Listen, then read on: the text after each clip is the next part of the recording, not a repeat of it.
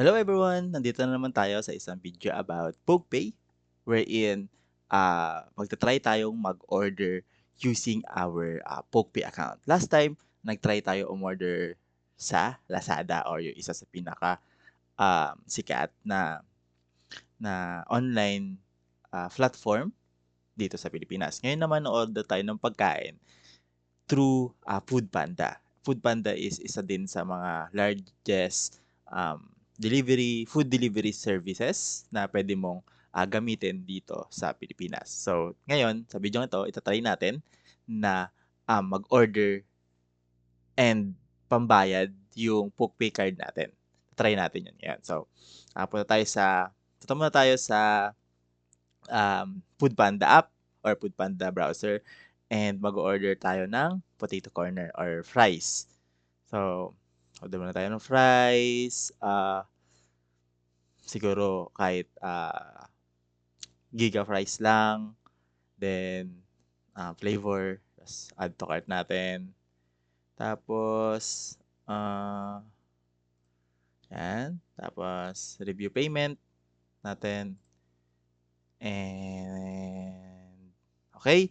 Ngayon, i-add natin yung card details ng PokePay natin para matry natin kung gumagana siya or pwede natin ipambayad yung PokePay card natin dito sa Foodpanda. Yun, once na na-add natin, tatry natin mag-place order.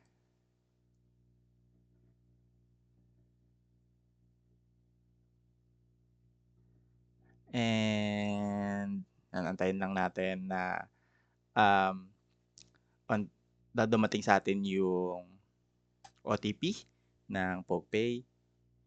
And, yan, kailangan natin i-verify sa PokePay platform natin, sa PokePay app, yung transaction.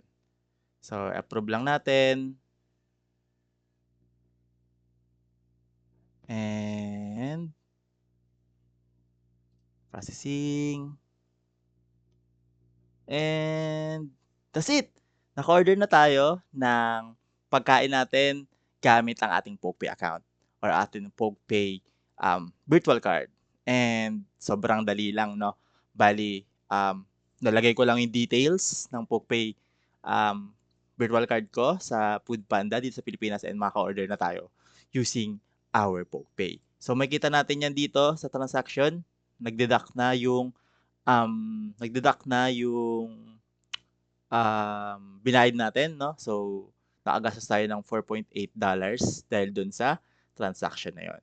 So, yun, antayin na lang natin yung order and legit na gumagana yung PokePay sa Pilipinas gamit ang Foodpanda.